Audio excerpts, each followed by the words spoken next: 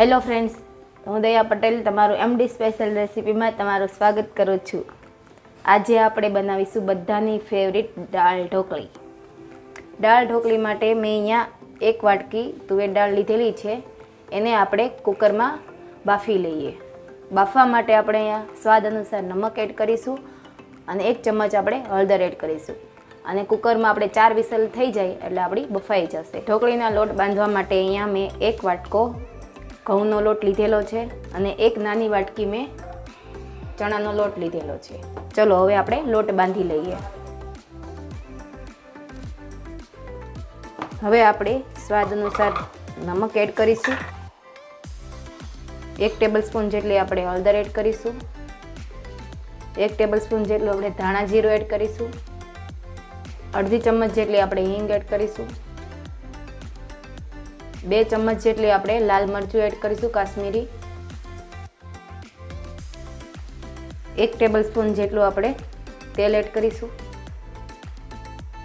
હવે આપણે આને બરાબર મિક્સ કરી લઈએ।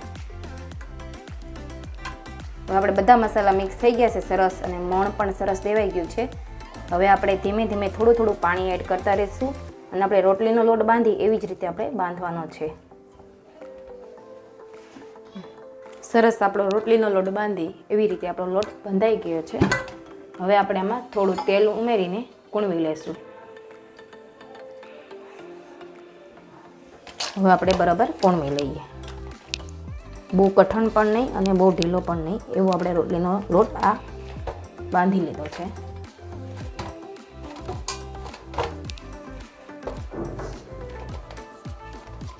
હવે આપણે આને સાઈડ પર રાખી દઈશું અને હવે આપણે દાળ ઢોકળી માટેની દાળ જોઈ લઈએ। તો અહીંયા આપણી દાળ બફાઈને રેડી થઈ ગઈ છે અને મેં આને બ્લેન્ડર વડે પીસી પણ લીધી છે। એકદમ સરસ દાળ બફાઈ ગઈ છે। હવે આપણે દાળનો વઘાર કરી લઈએ। મેં અહીંયા એક કઢાઈ લીધેલી છે। કઢાઈમાં આપણે 2 ટેબલસ્પૂન જેટલું ઓઇલ એડ કરીશું। હવે આપણું તેલ ગરમ થાય એટલે આપણે તેનો વઘાર કરી લઈએ। અહીંયા આપણું તેલ ગરમ થઈ ગયું છે। 1 ટેબલસ્પૂન જેટલી આપણે રાઈ એડ કરીશું। 1 ટેબલસ્પૂન જેટલું જીરું। 1 ચમચ જેટલી આપણે હિંગ એડ કરીશું। અહીંયા મેં 2 તમાલપત્ર લીધેલા છે, 2 સૂકેલા મરચાં લીધેલા છે, 1 તજનો ટુકડો લીધેલો છે અને 4 લવિંગ લીધેલા છે। એ આપણે વઘારમાં એડ કરી દઈશું। આટલા મેં લીમડીના પાન લીધેલા છે। હવે આ મસાલાને બરોબર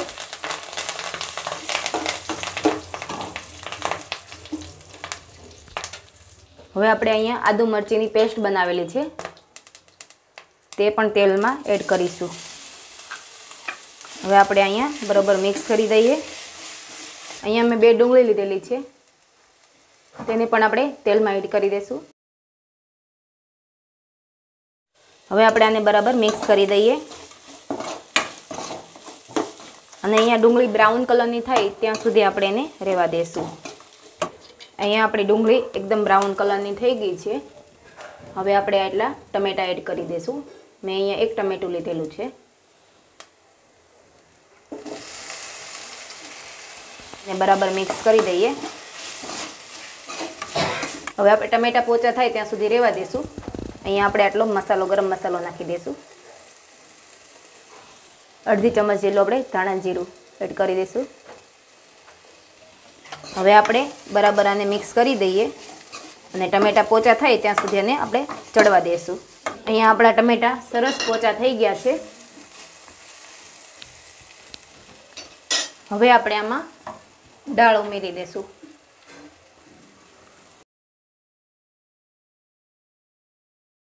હવે આપણે આને બરાબર મિક્સ કરી દઈએ। આપણે આમાં 1 ગ્લાસ જેટલું પાણી એડ કરીશું, જે આપણી દાળ અહીંયા ઘાટી છે એટલા માટે। અહીંયા હું 1 ગ્લાસ પાણી નાખું છું। આપણે પટલી જ રાખવાની છે દાળને, કારણ કે ઢોકળી આવશે એટલે એટલી જાડી થઈ જ જશે। હવે આપણે આમાં થોડું લાલ મરચું એડ કરીશું। આપણે આદુ મરચીની પેસ્ટ નાખેલી છે એટલે આપણે આટલું જ લાલ મરચું એડ કરીશું। આપણે 1 ગાંગડી જેટલો આપણે ગોળ એડ કરી દઈશું. સ્વાદ અનુસાર આપણે નમક એડ કરી દઈશું અને થોડો આપણે દાળ ઢોકળીનો મસાલો એડ કરી દઈશું. હવે આપણે આને બરાબર મિક્સ કરી દઈએ.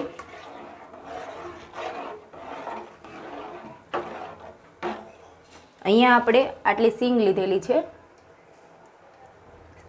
હવે આપણે આને આમાં એડ કરી દઈશું. હવે આપણે અહીંયા દાળ ઉકળે ત્યાં સુધીમાં આપણે ઢોકળી બનાવી લઈએ. અહીંયા આપણે સરસ લોટની કૂણ આવી ગઈ છે. હવે આપણે ઢોકળી વણી લઈએ. અહીંયા મેં આવડો લુઓ લીધેલો છે. એને આપણે આવી રીતે કોરા લોટમાં બોળીને પછી આપણે વણીશું. આપણે રોટલી વણીએ એવી જ રીતે આપણે વણવાનું છે. બહુ જાડી પણ નથી રાખવાની ને બહુ પતલી પણ નથી રાખવાની. અહીંયા આપણી રોટલી વણાઈ ગઈ છે. બસ આપણે આટલી જ પતલી અને આટલી જ. હવે આપણે આને કટિંગ કરી લઈશું આવી રીતે.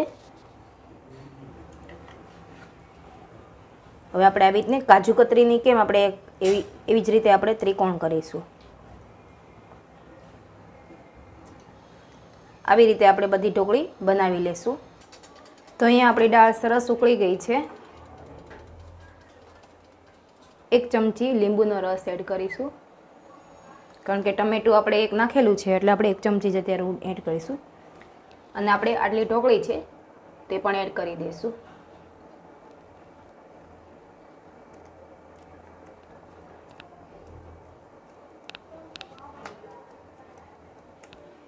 હવે આપણે આને ઉકળવા દઈશું અને ગેસની ફ્લેમ ધીમી રાખીશું.